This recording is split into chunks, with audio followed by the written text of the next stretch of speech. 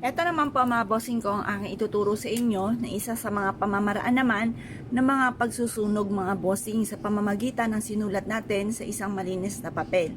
Isusulat po natin dito, harap kayo sa gawin silangan ng mga bandang 6:30 or kaya po alas 7. Matatapos lang ang paggawa ng mga pampaswerte hanggang alas 8 lamang po ng umaga. Isusulat nyo po dito kung ano yung problema nyo pinagdadaanan. Halimbawa, lubog ka sa pagkakautang, number 1. Makabayad sa aking mga pagkakautang banggitin ang mga pangalan at kung magkano. Halimbawa kay Petra ay 1K, tapos kay Pedro ay 50K, tapos kung halimbawa kay Lucy ay 20K. Ganyan, mga bossing. Tapos sabihin nyo, hindi na ako muli mangungutang pa.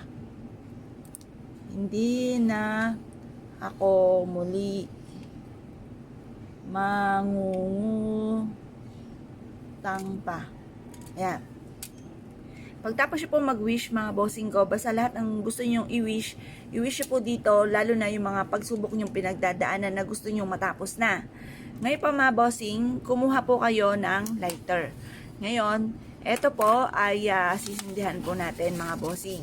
Tapos, habang sinisindihan po natin ito, kayo po ay positive lamang. I-wish nyo po na kailanman ay hindi na muli ninyong pagdadaanan ito at matagpusan nyo itong pagsubok na pinagdadaanan ninyo. Yan, mahirap po ang ganyan, lalo na kung hindi mo alam kung paano mo ito babayaran. Yan. Magkaroon ako ng maraming pera, kailanman hindi na ako mamumblema sa pera, siksik-liglig at aapaw at maraming blessing ang darating sa akin. Katapusan na ito ng aking pag-utang at hindi na ako muli mangungutang pa. Ganyan po mga bossing ko ang inyo pong sasabihin at i-wish. Pagtapos po niyan mga bossing, basta kailangan maubos po itong ating sinusunog na ito upang sa ganon maging abo na, ibig sabihin masolusyonan na or matapos na kung ano man ang problema.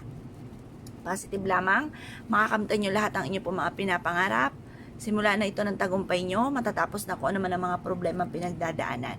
Ngayon pa mga bossing, yung abong to, pwede nyo siyang hipan, hayaan nyo siyang pawirin ng hangin mga bossing ko, at ito po ay makakatulong upang sa ganon, matapos na kung ano man ang mga pagsubok na pinagdadaanan po ninyo.